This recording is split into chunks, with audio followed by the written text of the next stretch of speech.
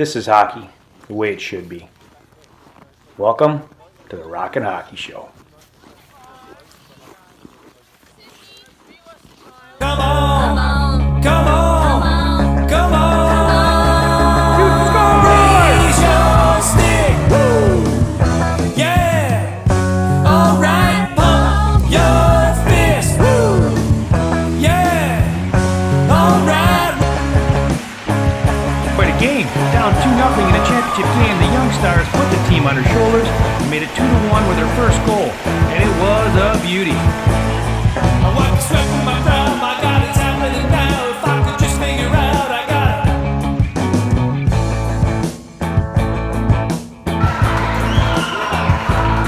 I know it takes some time. It's the Rockin' Hockey Show!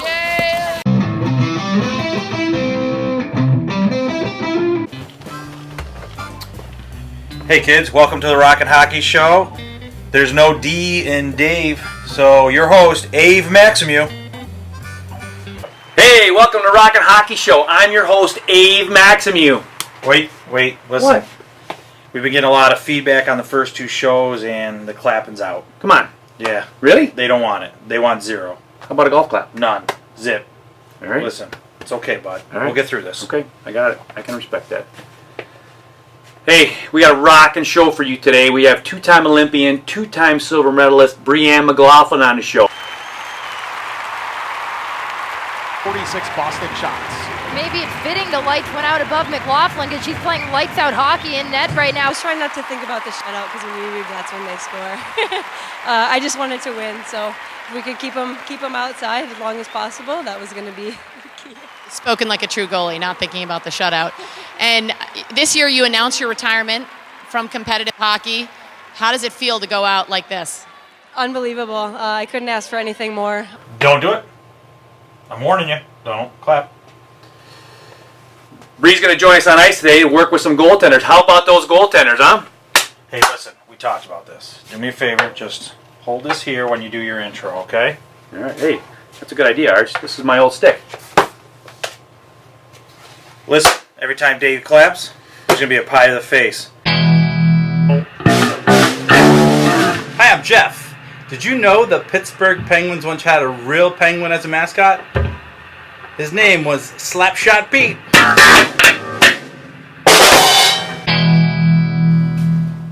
Don't forget, this is a show where the hockey rocks and the music socks.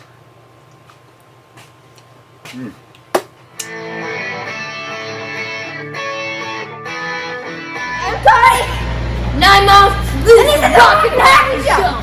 The Rockin' Hockey Show. I'm your host, Dave Maximu, and we are here live today with Bree McLaughlin, Olympian, two-time Olympian, 2 silver medals in 2010, 2014, Isobel Cup champion in the WNHL, MVP of the finals, NCAA record for all-time saves, 2 gold medals in World Championships, a gold medal in the Four Nations Cup. Did I get it all? Sure. Or have like a bling night where you wear all your bling out to dinner or something like that? That's a pretty popular question, though. Do I go grocery shopping with my medals? I was just going to say that. You ever go grocery shopping with all your medals? So what's next for you? I mean, what do you do after something like that? After all these things? Is this the beginning of your career? Or are you tapering it down? So what? Last year was my first year, I like to say, of real life. I wanted to kind of have like 1 year before we started having family, you know. But I have a business back in Pittsburgh where I'm coaching the little ones, not all little ones, but I have my own little facility and I do camps in the summers. Awesome. Kind of switch it up a little bit and getting into doing like a lot of like video stuff so I can work with kids from all over instead of just in my area. Of all your successes in hockey, what do you look at as your finest moment? It's probably the Isobel Cup game. That was my most fun. So let's talk about your youth hockey a little bit. Growing up, did you play boys hockey or was it girls hockey all? Yeah, we didn't have girls. I played boys until my junior year of high school. So I just played kind of like club teams, and then my sophomore year I played with our like high school boys team. I did that, and then I made my first USA development camp, and it was suggested to, if you want to play Division I hockey, you got to switch over to the girls for recruiting purposes. So, With all the successes you had, at what point did you know, hey, I'm pretty good? When did it was it that at that time when you were playing with your last year with the boys, or was it beforehand? Like when I was really little, women's hockey wasn't in the Olympics, so I was pretty clueless. I was in my own little world anyways, so not that I really paid attention, but we weren't able to have this dream of playing in the Olympics. It was like, I want to play in the NHL. Or the NWHL, yeah. Nobody had the heart to tell you that you weren't going to play in the NHL, so you just went on believing that.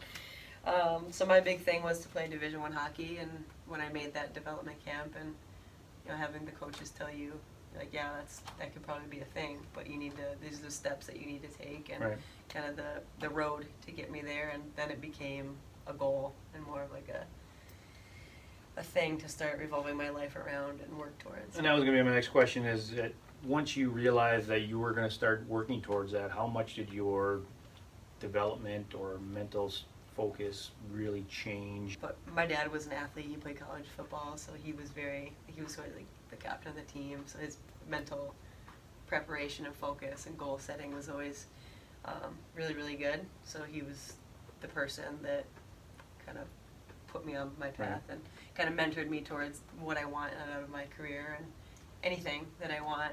I always worked hard. I liked working hard. I just loved to play the sport. I would play at any point. It puts you on the straight and narrow, Right. Like everyone's going out partying. Well, how does that look if I'm trying to get a Division I scholarship, or I have practice tomorrow, so I can't do that. So I think that became the point where the sacrifices came in once I start setting goals, and In your game, it's easier to make decisions based on what you want when you know. And you mentioned too your mental preparation that you learned from your dad.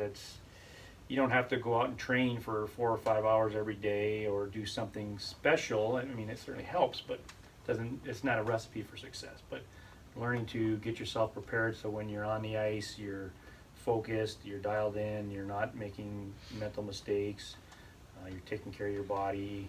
Just little things like that any player can do, even if they're 10, 12 years old and they're just trying to improve their game, as they don't have to go on a training regimen. They can just learn to be more focused. Yeah. I think at every level, what I had learned and what I always try to tell, especially the college kids, it's like every kid on the college team was the best player on their team from high school, and you kind of set the tone for the team. And then you get to college and you're like, oh, I thought I was working hard, but everybody here works 10 times harder than I do. So then, okay, now you become the hardest worker on your college team, or the most dedicated, or whatever it is that you're trying to do. And then that was good enough there, but then you make the national team, and it's like, well, that's a whole nother level too. So you hear the saying, there's always somebody out there working harder, or whatever. So trying to get the kids to understand that, the ones that I coach, is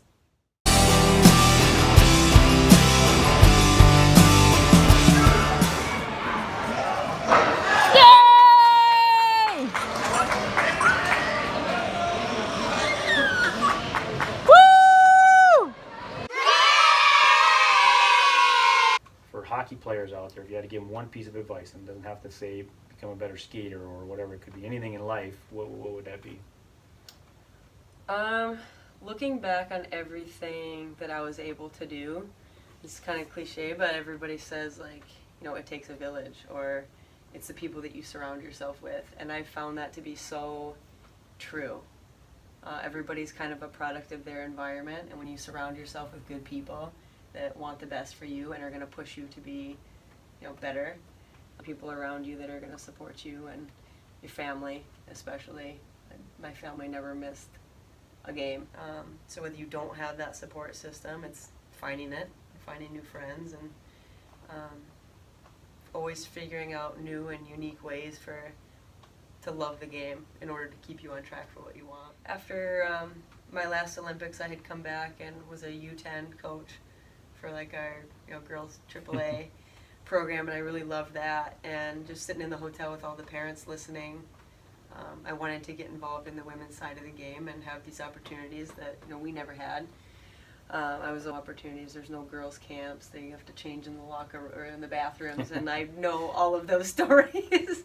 I lived every single one of them. And not every girl fits in with a boys' hockey team. So I feel like if you're going to do something you love, you should be, an environment that you love as well too. So I started my girls' camp back in 2014, and I think there's a lot offered that's like, work all the time, Right. which is great when you get to a certain age, and you need to understand that, and you need to develop that at certain ages. But when they're these little mini guys, that's when you learn your passion for the sport and why you're even going to set goals in the first place, and why I need to do this is because you love it so much.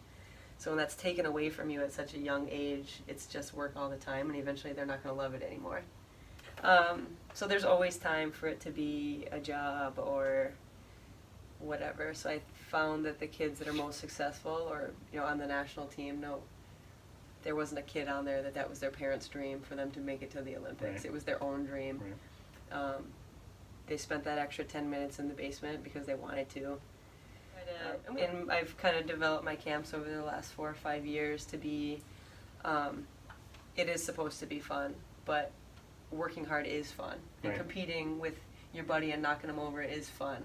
It's not like, oh, sorry for knocking you over. Like, stand up. And the success you have from working hard is what I would always tell my students or my players that I coach is work hard first. Fun comes from working hard because you're going to have some success when you do You that. watch any NHL goalies practice, and they're doing it every single day.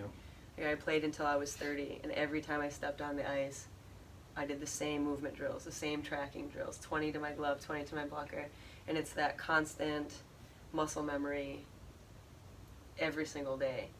It's not. If you had to give 2 tips to young goalies out there, what would it be? An important one that we would always, us 3 goalies on the national team, we were really, really close, but something we would always say, short-term memory loss. Because every game it's on your shoulders, right? And it's so easy to get in your own head, or, it comes down to this penalty shot. Well, if I'm sitting here worried about, I'm going to let my whole team down, or it's all up to me, like, that's not going to help me save a puck. Or I let the first shot in of the game. Well, there's still, another 58 minutes. You got to be able to pull yourself out and finish strong for your team. So you got to be able to let that stuff go. Or maybe you had an awesome first period. Well, you got to let it go because there's a second and a third. Right. So it goes both ways, negative and positive. But you see goalies get frustrated. They let in another goal. Then they get even more mad. They let in another goal. And it's a domino effect of negativity. So, enjoying that pressure on your shoulders. It is on your shoulders. You're the last line in defense, and you got to come up big for your team. So learning to accept that pressure, but love it as well. Excellent. Listen, thank you for coming on the show, and I'm looking forward to, we're going to go on the ice later and work on some goalie stuff. Looking forward to that. We might even get a knee hockey challenge coming in soon. So, Brianne McLaughlin, Rockin' Hockey Show.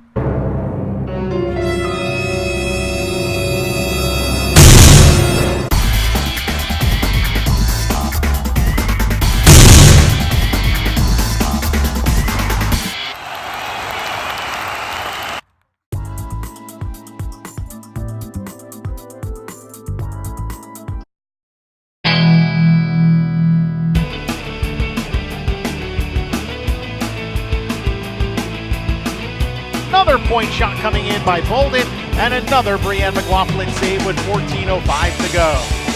Not many more things you can say about Brianne McLaughlin.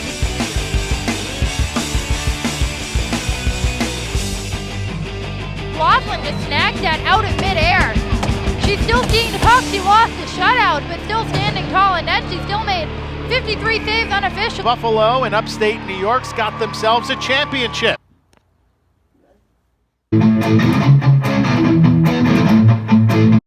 For I've been waiting for this moment. I'm here. They call me the stopper, the dropper, but never the flopper. I slide on my knees so that I can block her. Oh yeah, still here. I'm also known as a defender, a tender, but I'm never a bender. I stack the pads every time I'm in there. Oh yeah, baby. Making them saves all day.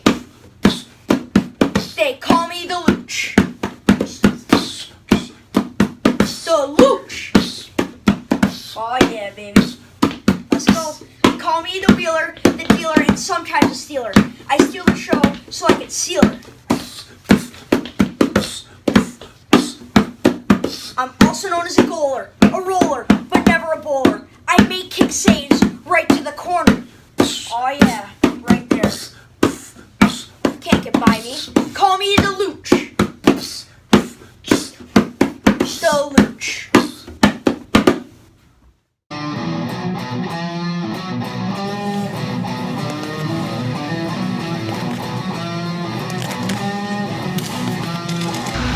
Anytime you start a goalie lesson, you want to start with your stance and movement.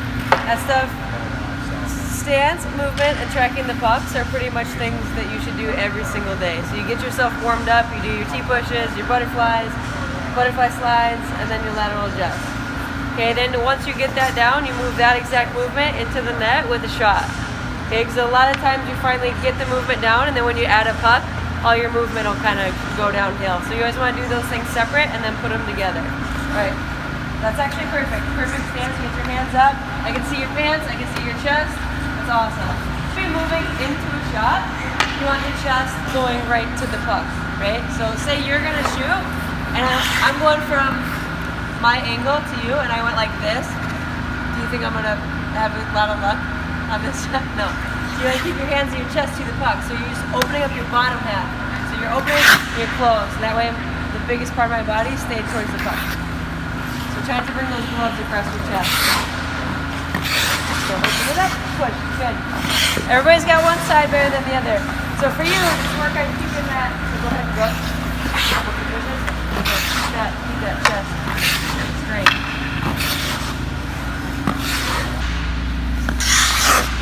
Butterfly, and you tug your feet straight out there. Push into that butterfly, keeping that chest straight. Oh yeah. Wait, hold on, look. I'm gonna go one more, and look your face too. You go down that butterfly, what are you recovering to? Yeah, you don't know because you're not looking. So you get your butterfly down, you're following that rebound over, and then you're getting up and recovering over it. Turn. Oh yeah! Just stopping on that up. Chest up high. You see that logo the whole time you're clicking. Look at your pad. It was like 24s. So if the puck is coming in this way, and I'm sliding towards that puck like this, how much of my pad am I using the bottom of the ice? Now what, maybe like 4 inches? So if you lead your foot towards that puck this way, now you got that whole 24 inches going towards that puck. Okay, another thing with that, if you're sliding and that ankle goes behind you, it's also turning your hips. So could you feel how you were like, right before you got up, you had a little bit of a twist? So if you lead your foot out, that'll keep your hips straight, so you're pushing a straight line instead of spinning over. If you're looking from the angle of the puck off of your stick, and my hands are up here, what do you see from the puck? Like, where's my big hole? Underneath my gloves. The angle of the puck is a lot here, and the crossbar is actually going to be probably about right here. So to fill the inside of the net, you actually want to bring those hands down and cover up your holes. Because you're pushing, say the puck's right here, you're pushing over, and you actually want to get as tight as you can, as big as you can. And from that angle, if you've ever seen a picture of it, you take up 99% of the net. Blocking saves and blocking saves. Most rebounds are either going to be a desperation or a blocking save, depending on your quickness and how you read it. Okay, so when I turn and look, not only am I finding the puck, I'm looking at that player's body language. If they're stick handling, I got all the time in the world, right? Not all the time in the world, but you've got time to get over there and at least get your feet set. If you look over and that player's already in their shot motion, you better get over there quick. So when you turn your head, you're deciding, are they going to pass it? Are they going to shoot it? What do I have time for? And that decides your save selection. So get in the habit on drills like this, it's kind of easy. That way it'll be second nature when the play gets faster. Right? So I'm here, I'm going to turn my head, I'm going to look, I'm pushing over, I'm getting my feet set, and we'll go glove save. Okay? And then we'll go from this side over, push over, blocker save. This is where we're going to tie in tracking the puck. Anytime you catch it, we're going to go glove save first. Yep, we see a whole forehead going right to that puck, and it's in front of your chest. So sometimes you might get a piece of it, and if it's back here, it's going to get a piece of your glove that's going in the net. If you catch it out here and get a piece of it, it's going to fall in front anyway, and you have a second chance. Same thing with the blocker. You're punching through that puck. If you're reaching over, my weight is shifting from center over to that right, and I'm looking down right on that puck, and I'm watching it all the way to the corner. So it's one thing to track it into your body, but you want to track it off as well. When you ask about how you get better at rebound control, all it is tracking the puck.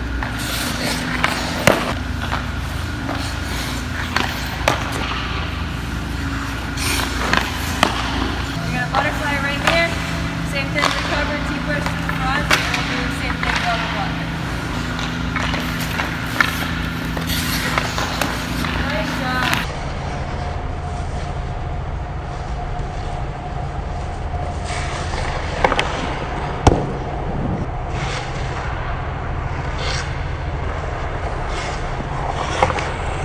Alright, so what do we say about sliding? We're sliding into a play that's in tight, so that's going to be more of like a 2-on-1, a 2-on-0, a backdoor play.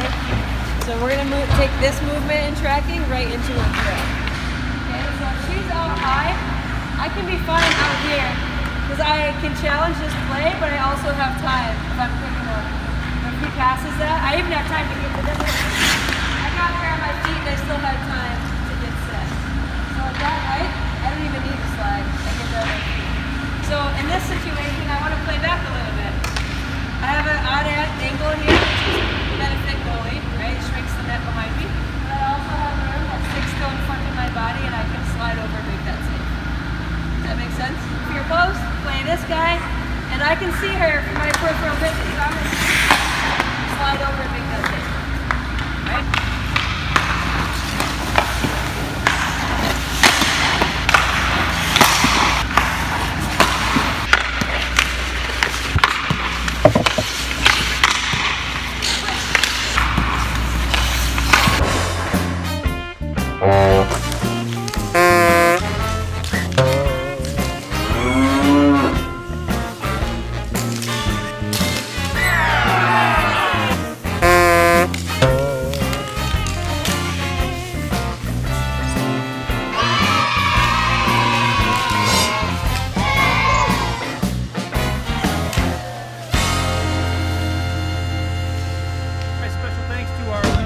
McLaughlin and Isobel Cup champions Morgan Bykirk and Bree. Congratulations that I'm at, and thank you for coming out and working with our goalies, Michaela and Michael, and Wesley, our shooter. Of course, our average Joe over here just happened to be standing here when we shot the video, so gotta do something.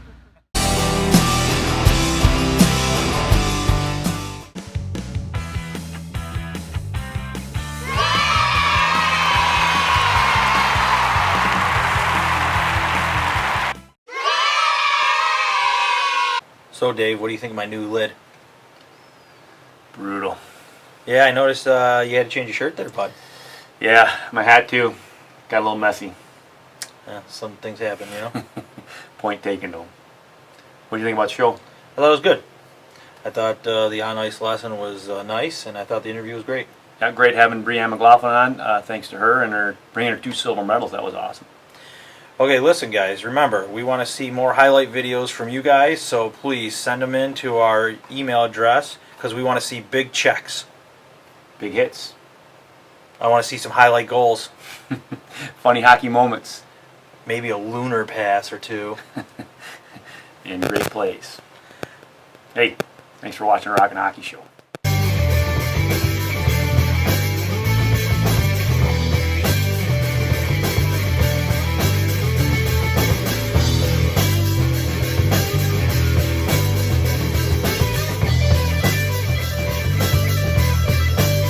What was that? Hey, this is BU Hockey, and you're watching The Rockin' Hockey Show.